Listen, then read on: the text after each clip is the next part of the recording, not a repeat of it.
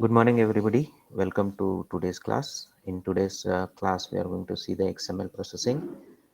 In the previous class, we looked into what is the XML, what is the structure of the XML, what is the syntax rules that should be followed for creating a XML document, how to do the parsing that is using DTD and the XML schema. Now we will see the XML processing. In case of XML processing, there are two types of processing. Basically, one is a in-memory approach where the particular XML file is loaded completely, and another approach is event or pull approach. In case of a event or a pull approach, what is done is XML file is going to be read line by line. Means instead of reading the complete file, only line by line it will be read until the end of the document. That approach would be very useful. If the XML files are really large, then we can use this XML this approach. And in memory approach is if you are looking for the performance, a better performance, then you should look for the in memory approach. XML processing in PHP, JavaScript, and other modern development environments are divided into two basics: in-memory approach, which involves reading the entire XML file into the memory into some type of a data structure with functions for accessing and manipulating the data. Once we load that particular XML into an object, there will be methods on top of that which can be called to access the different elements of that particular XML. Event or pull approach, which let you pull in just few elements or lines at a time, thereby avoiding memory load of a large XML files. Okay, so in case of a large XML files, then if there is a if the file is really huge, then it will have a problem in the memory loading such a huge object. That time you can use the event or the pull approach. XML processing, in case of a JavaScript, all modern browsers have a built-in XML parser and JavaScript implementation support and in-memory XML DOM API. So all the modern browsers, they have the XML parser, and there is a in-memory XML DOM API. Using that DOM API, we can create a XML DOM object, and using the once we have the DOM object, we can use the get element by id, get element by tag name. These are the things we learned earlier. Using those methods, we can access the DOM object. You can use the already familiar DOM functions such as get element by id, where you will provide the id of the element. Get element by tag name, you will provide the tag name. And using create element, you can modify. Suppose if you want to modify the DOM, you will use the create element. So using these methods, either we can read the elements or we can make the changes in the DOM structure. This is the code example: loading and processing of an XML document using a JavaScript. You can see here, if window.xml HTTP request. So if this is the object, which is like most of the current versions of the browsers, they will have it.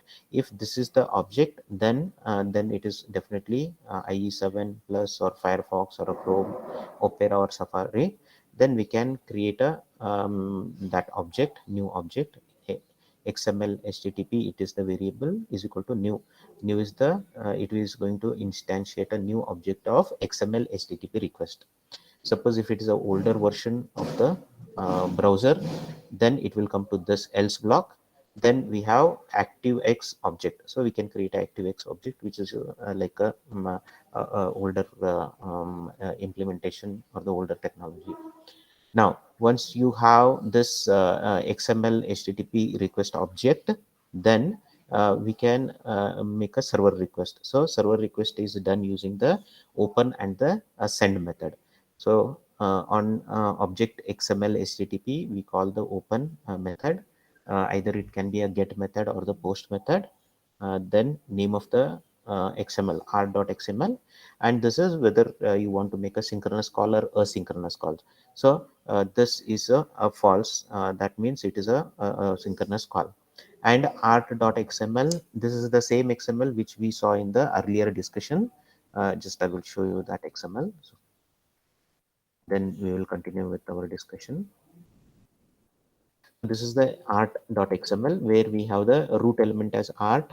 Inside that I have painting. Okay, there are three painting elements are there, and inside the painting element we have title, artist, year, and medium. Inside the artist we have name and nationality element, and this is the structure of the art.xml. We are going to process that particular file. So we have that open, we are going to open that file and send that request to the server. And this is the response XML http dot response dot response XML. That response object will be stored in XML doc. Now extract a node list of all painting elements. We have XML doc. This is the XML doc dot get element by tag name. So tag name is what? Painting. So we saw in the earlier XML, we had the painting. Inside the art, there are three blocks of painting elements. So it is going to fetch that objects. So into the paintings. If paintings means if XML possesses those painting, then it will have those object, and if the objects are assigned, then this will result in a true. Then we are going to loop through all the painting elements. As I showed you, there are three painting elements, and we are going to iterate through all those painting elements. Variable for loop, variable I is equal to 0, I less than paintings dot length. In our example, we are going to get this value as 3 because we have three sets of the paintings in the XML. And inside, how to access the ID attribute. Alert, as you know, it is going to display a pop-up window, and whatever is inside as a parameter, that will be displayed on that particular window, pop-up window. So ID is equal to, then we have paintings I. Initially I is 0, means it is going to get the first painting element dot get attribute, and ID, whatever is the ID, that will be displayed. I will show you the XML again, once again. Okay. This is XML schema. So it is going to get this object. Okay, when we have that painting, we access the painting, we have all the three objects. At 0th location, I have this painting block. Okay, and on top of that, I am getting a get attribute, and I am getting I am passing the ID, so I will get the value of 290. When I iterate it to the next, I am going to get 192. When I'm going to iterate to the next iteration, I'm going to get the 139 value. That is what the values we are going to fetch. Okay, so get attribute ID, we are going to get those respective IDs, and that will be shown as a pop-up window. Then title is equal to paintings I, initially 0, dot get element by tag name. So inside the painting we have a title, isn't it? So that title, whatever is the title value that is available, that will be fetched, and that title information will be shown.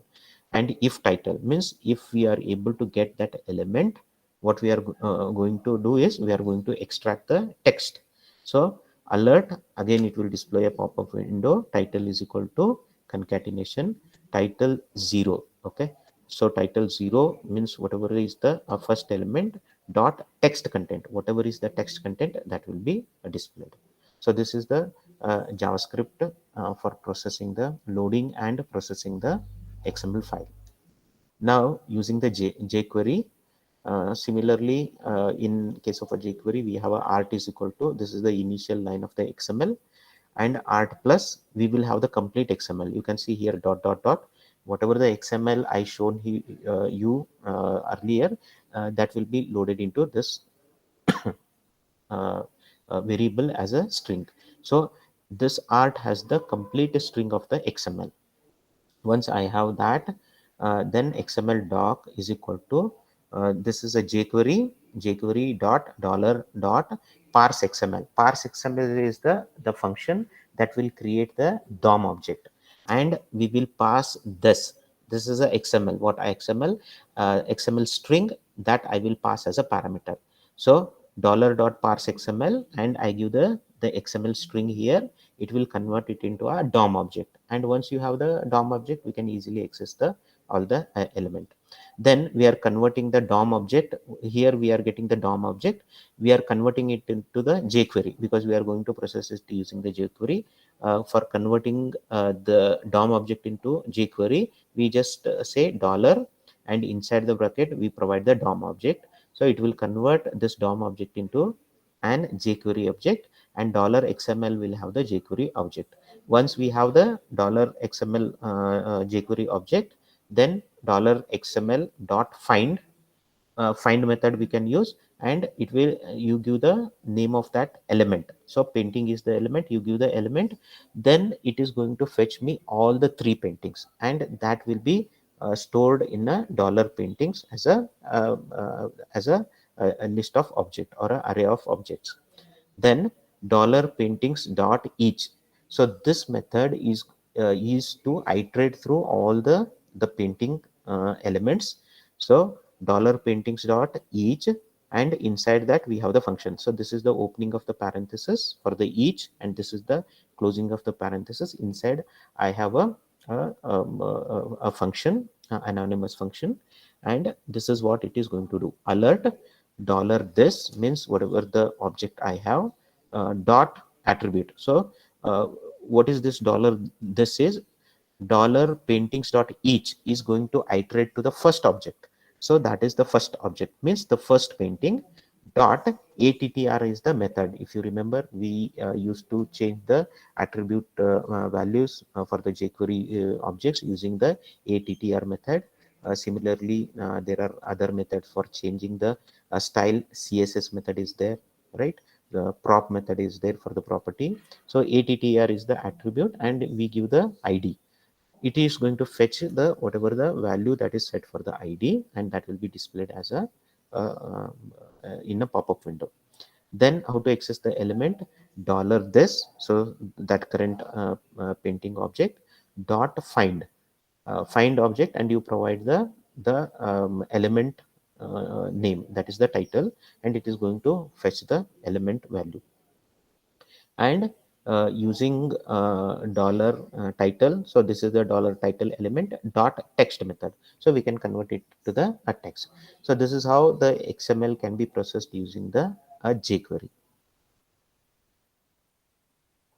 With the PHP provides several extensions or API for working with the XML, including there are two APIs are there.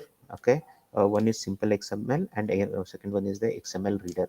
We can use Simple XML to process the XML. Means to get load the XML, get each element value, and we can manipulate those elements. All those can be done using the Simple XML. Similarly, the other option is the XML reader. Okay, the same thing, the XML can be also processed using the XML reader, or we can have a combination of both of these codes. So any of the three approaches we can use. Simple XML extension, which loads the data into object, that allows the developer to access the data via array properties and modifying the data via methods. So it's going to load into the array, and using that array we can access the different attributes of the that particular XML.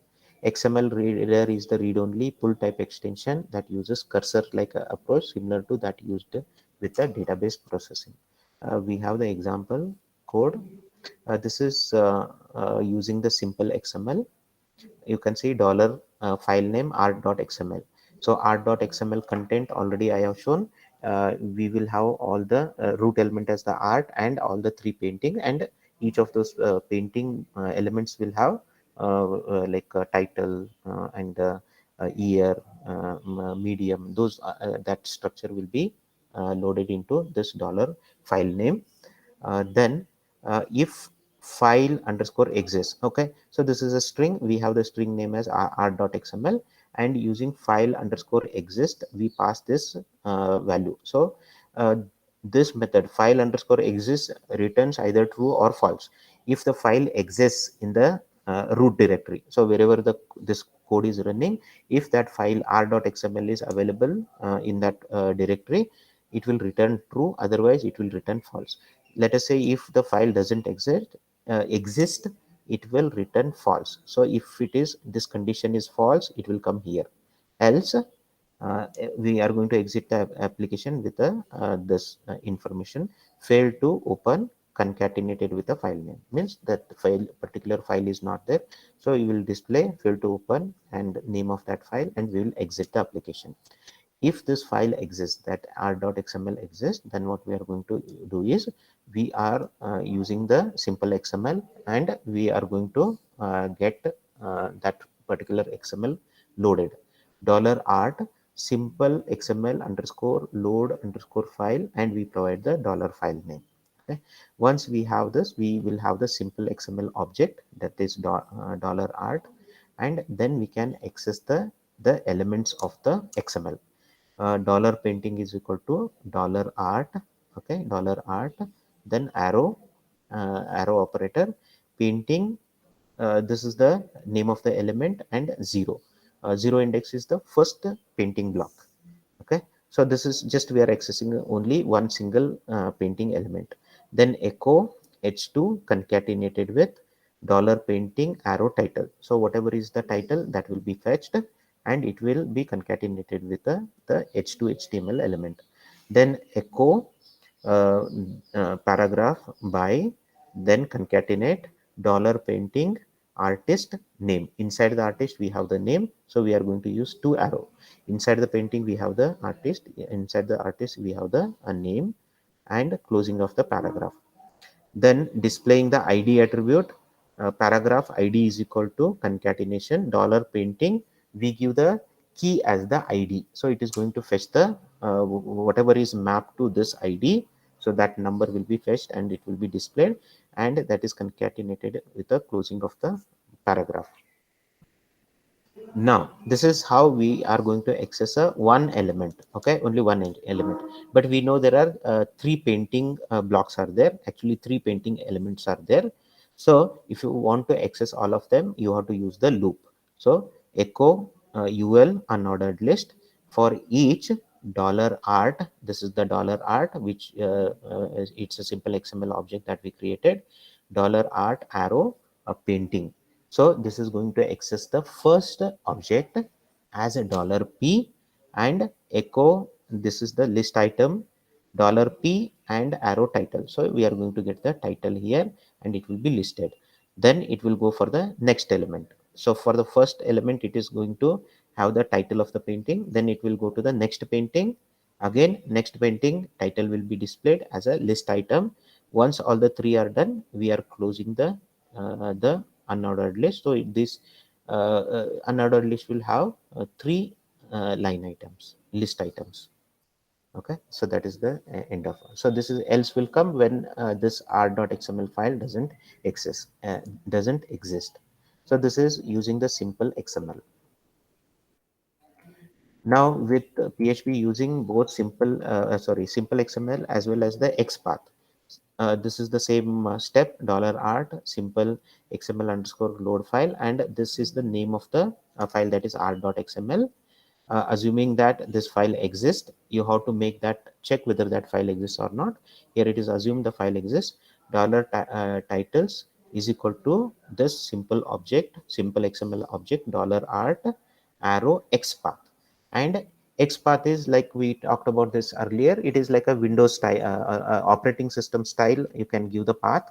So here it is the starting from the root /art. Inside the art we have the painting. Inside the painting we have the title, and it is going to fetch it. So that is stored in the titles. So it is going to fetch all the titles. Then for displaying all the titles, we have to loop.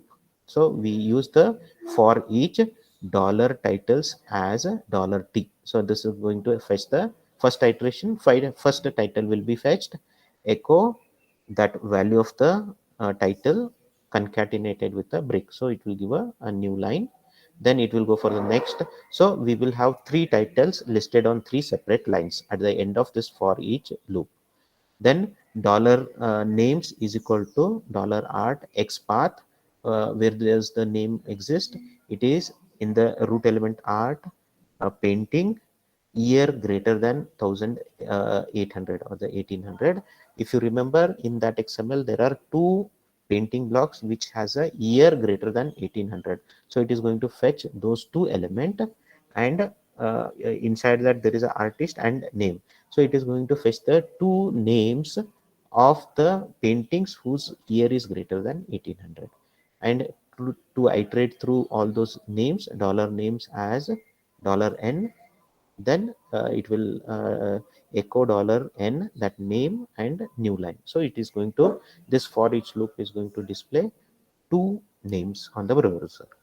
So this is how we can use the simple XML along with the XPath. Now the third one is using the XML reader. Using XML reader, again this is the same piece of code here. File name is r.xml. We check whether the file exists. If it is true, we will come here. So instead of simple XML, we are going to use the XML reader. I'm going to create a new reader object. Reader dollar reader is equal to new XML reader. A new reader object is created. Then reader arrow open, reader has a open method, and we pass the file name to it. So it is going to load that XML into this reader object. Once we have that, we can loop through the reader object, and we can fetch the values while dollar reader hyphen read. So what it is going to do is, it is going to read this particular XML file. Dollar node name is equal to dollar reader hyphen name. So it is going to get the node name. Then what we are going to do is, we are going to check the node type, dollar reader node type, XML reader element. The node type should be element, and node name is equal to painting. Means what? We are going to get that a painting object. Once we have that, if it is true, then dollar id is equal to dollar reader get attribute, then pass the key as id. So get attribute will get the attribute of the id. Okay. And echo paragraph id is equal to concatenation dollar id, whatever we fetched here, that number concatenated closing of the paragraph. So that is the end of the this if condition. Then next, if dollar reader node type is element, and node is dollar node name is title. So if it is a painting, it is going to come here. If it is a title, it is going to come here. So dollar reader hyphen read, why we are doing this is, we are moving to the next line. Okay. Echo dollar p dollar reader value. So whatever is the value that is present for that title, that will be displayed. And this else block, if this file doesn't exist, it will execute the else block. So next is this example shows using both XML reader as well as the simple XML. So you can see here we have created the a reader object. Dollar reader is equal to new XML reader. Then dollar reader arrow open and provide the name of the file, that is r.xml. Then we are going to loop through that XML file while dollar reader hyphen read. So now we are reading that particular file. Dollar node name is equal to dollar reader name. Node name we are going to fetch, and this is the same as earlier. We are going to check the type as element and name as a painting. Okay. If the name is painting, inside here we are going to create a simple XML object from the current painting node. So whatever is the painting node is there, from that we are going to create a simple XML object. Dollar doc new DOM document. So this is how we are going to create a new DOM document. And painting is equal to simple XML underscore import underscore DOM. Then dollar doc import node, and for that we are going to provide the dollar reader expand comma true. So it is going to get the painting.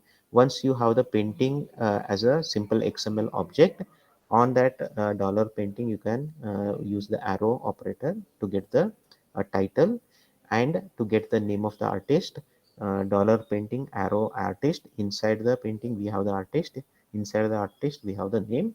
We are going to fetch that name using the arrow method. So this is what would be displayed on the browser. JSON object. JSON, it stands for the JavaScript object notation. Uh, the JSON is the most popular way of exchanging. Earlier I told XML is used for communicating between the two system. XML is used as a response for the web services. The later implementation, earlier the XML usage was much later. When with the introduction of the JSON is very popular. So many a time request and the response that we get is that would be a JSON object. Like XML, JSON is a data serialization format.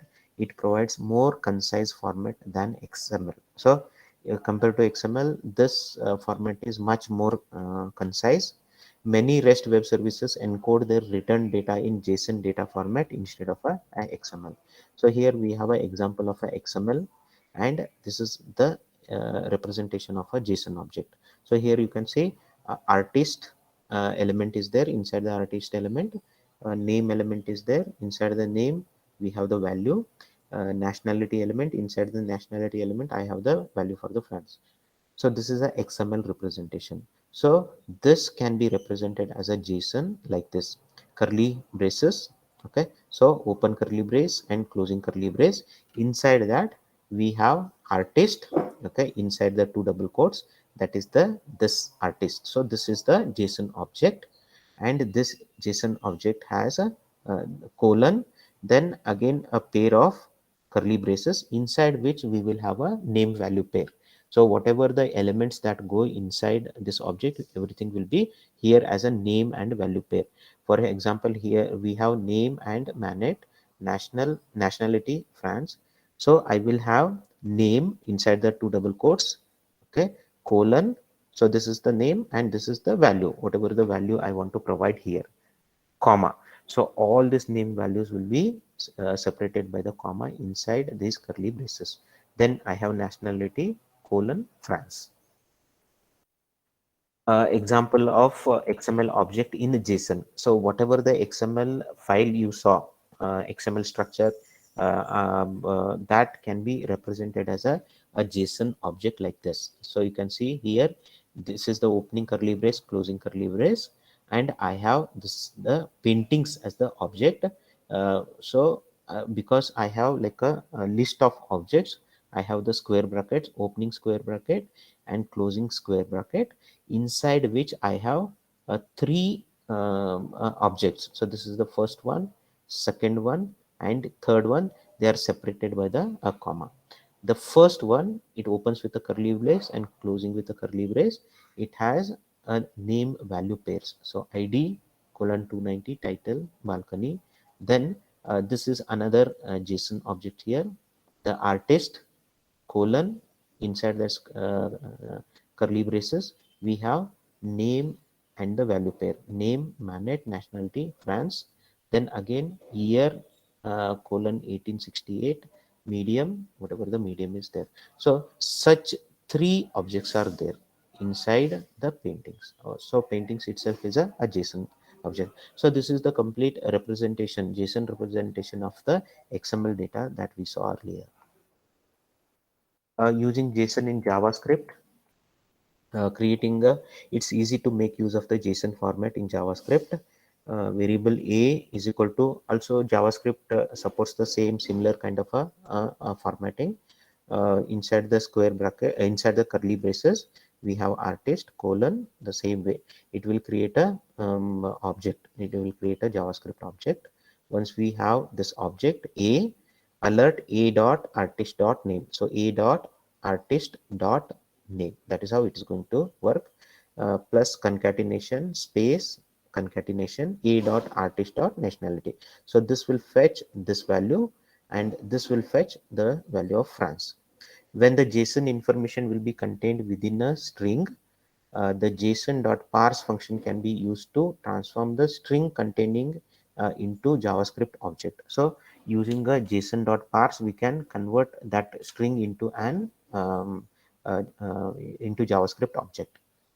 You can see this is the string, same string, variable a JSON dot parse. Then we are passing this text. So it will create a JavaScript object and it will save inside this particular reference. So this is very similar to what we did here. Okay, here we directly this will create a direct object and we use the that particular object.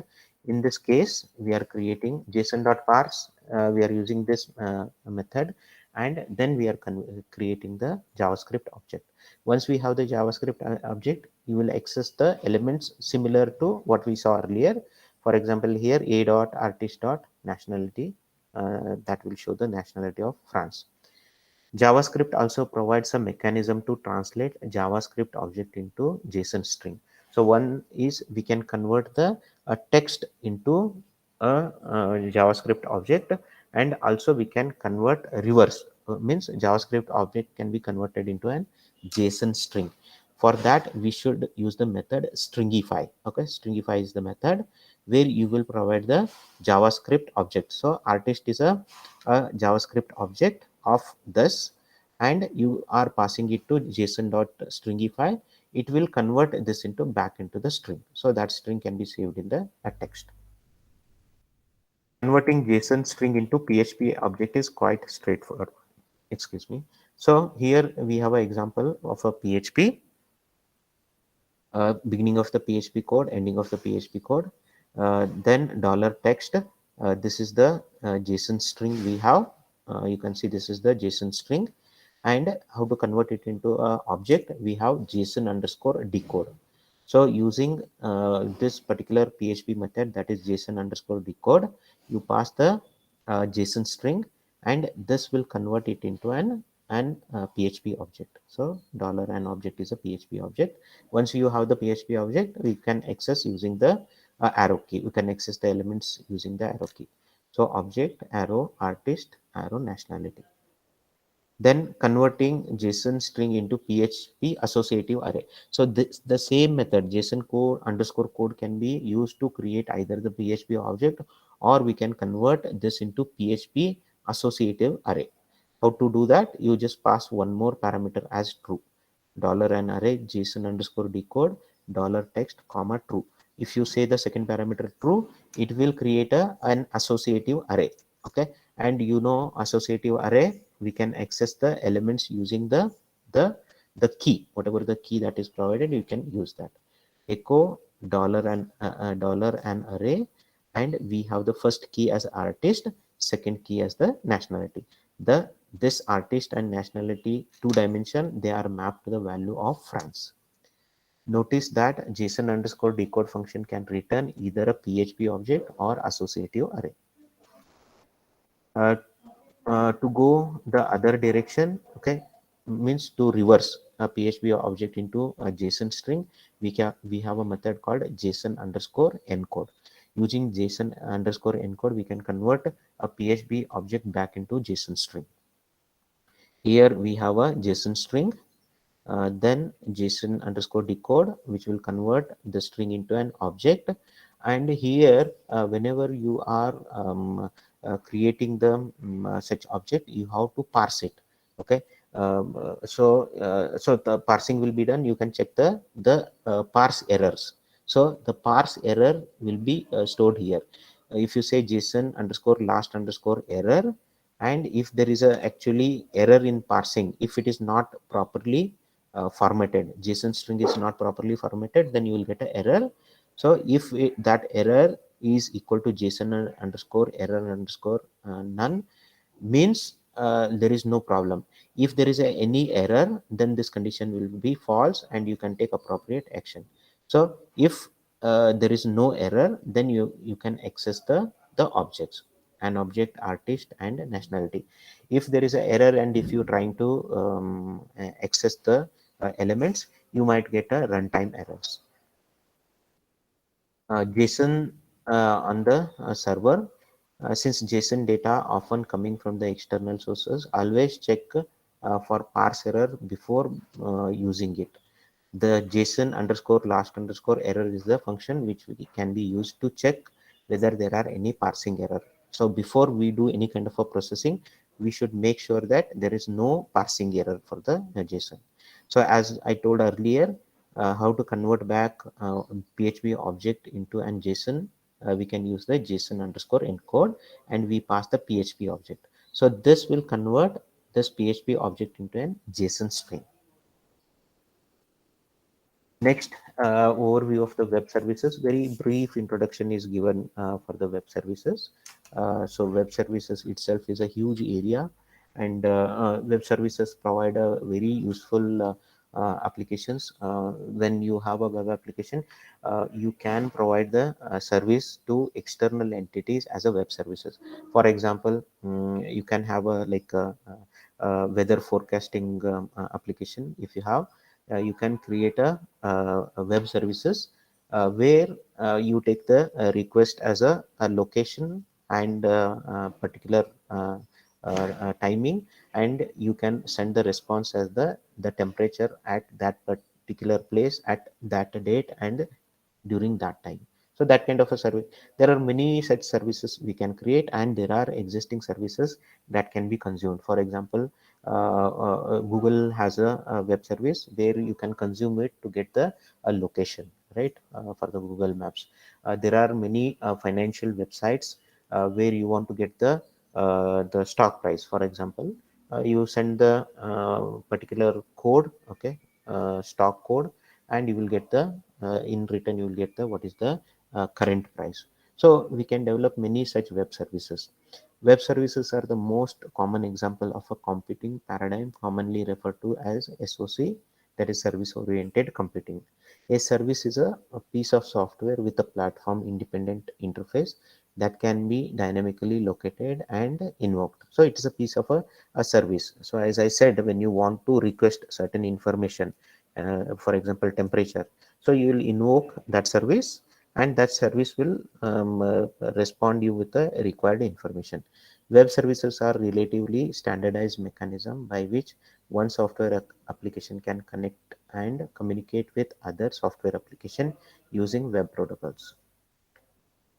They potentially provide interoperability between different software applications running on different platforms. So web services gives a good way of communication between the two different platforms.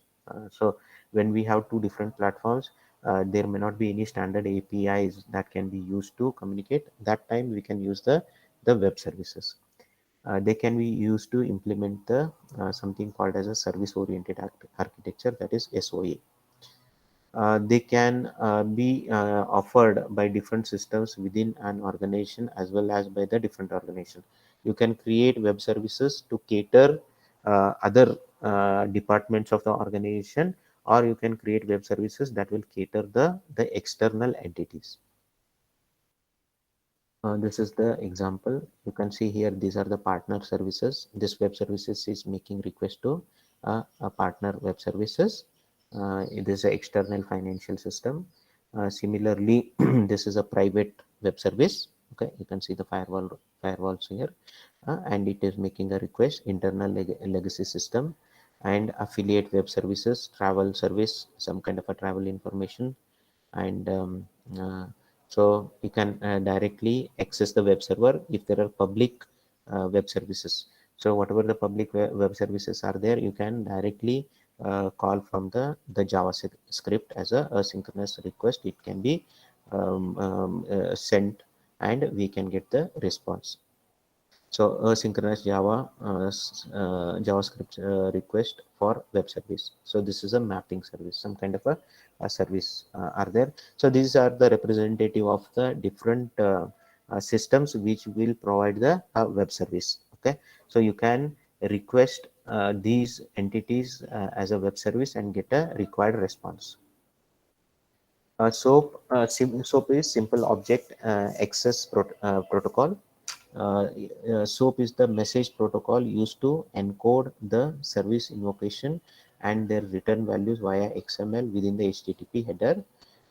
So we have SOAP, which is a simple object access protocol, and WSDL. So these things are not in detail, just a very brief overview is there. And WSDL is a web services description language. These are very complex XML schemas. Akin to using a compiler, its output may be complicated to understand. The enthusiasm of a SOAP-based web services had cooled. Earlier, when SOAP was introduced, this was very popular, and with later we have now REST services. RESTs are much simpler compared to the SOAP and WSDL. So this is an example of a SOAP service. You can see at design time, web service is developed. A tool generally used to generate a SOAP processing code, thus less work for the developer. So at the design time itself, we are going to create that particular service. So this is a web service server. So this is a web service server. This is the development machine. So developer uses the machine that is called as a development machine, and this is the production web server. And from production web server we are going to make a request to the web service server. So web service server will host all the services, all the whatever the services we have created, everything will be available here. So here you can see SOAP web service, that is the implementation done here.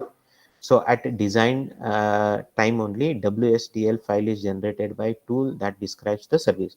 So we have WSDL is web service description language, that also will be generated during the design phase itself, and which will describe the service, means it will tell what kind of a service, it will give a description for the service. Then at design time, tool reads WSDL file to discover the services operation methods. So that is the development at the time of the development. This is WSDL enabled development tool. At design time, the tool generates a code for consuming the service, thus less work for the developer. So once we have this WSDL, we using the particular code, we create the service. So the service will be created. Application that consumes the SOAP service. Once we have the SOAP service, when this complete is done, it is deployed onto the production web server. So this is the application that consumes the SOAP service. Then on the browser, we get the browser request application that consumes the web service. Suppose we have some request from the user that will consume the web services. Then you can see the web service, we will have a request to the web server. So this is a SOAP HTTP request. The application requests the web service operations. Once we get that request, web service will process that request and sends the response. So this response is a SOAP HTTP response. Again, it's all XML. It's a very complex XML, and that will be returned. Web service returns the requested data. Tool generated code parses the SOAP based XML. Whatever we receive from the web server, that will be parsed, and it will be displayed onto the server, onto the browser. Next is the REST service. I've told you REST is now much more popular compared to SOAP. REST stands for the representational state transfer.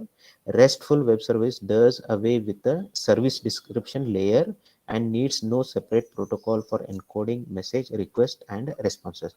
So here the biggest advantage with the REST is the description layer. Earlier we had the WSDL, that is not required with the REST services. It simply uses the HTTP URLs for requesting resources or the objects, and for encoding input parameters.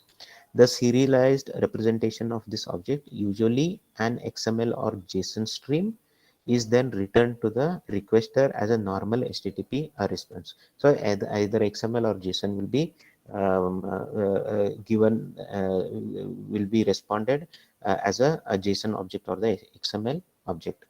REST appears to have almost completely displaced the SOAP services. So we see like most of the services, web services that are being created, those are the REST web services. This is the simple structure of REST services. You can see we have the web service server, and the this can be either development or the production web server. So at the design time, web service is developed. We create the web service at the design time, and when we get the browser request application that consumes the web service, the application packages the service request into a query string parameters, and the http request is sent. So here, even though it's a web service, we will send it as a http request, unlike the soap. And application request web service operation, web service processes the request, the request will be processed here, and we get the http response. Web service returns the requested data. The application has to parse the XML, more work for the developer. So here what happens, we get the XML from the web service. So XML or JSON, either it is a XML or JSON, the developer has to take care of parsing that particular XML and making sure that it is proper. Example of web services, we will only use the REST from here on. So all these are implemented as a RESTful services. Consider the Google geocoding API. The Google geocoding API provides a way to perform geocoding operations via HTTP GET request, and thus is an especially useful example of a RESTful web services. Okay, geocoding typically refers to the process of turning a real world address into geographic coordinates, which are usually latitude and longitude values. So geocoding is what it transforms your address, whatever the textual address, into latitude and the longitude values. And reverse geocoding is like from latitude and longitude, which cannot be comprehended by the users or the human beings. It will convert back that into a human readable address. That is the reverse of a geocoding. So this is the example of a web service where we have all the Twitter, okay, whatever the tweets are there, that has been accessed through the web services. And location wise, you can see a location wise, you can see which are the most tweeted words. Yeah, in this case, the requester will take the following form. Okay, so this is the example of that geocode service, maps.googleapis.com. This is the location XML, and you provide the address. Okay, so this is the request that would look like. So address is equal to then British %20 is space museum. This is how the request will be sent.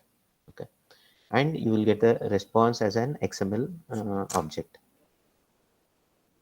This is the example of an response. It will have the HTTP header, and you can see the XML response XML.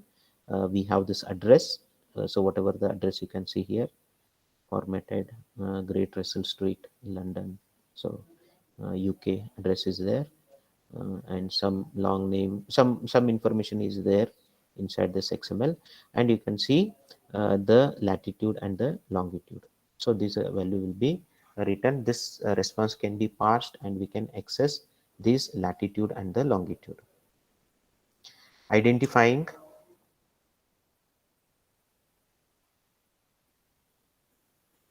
Okay, I will take few more minutes. Identifying and authenticating a service request. Most web services are not open.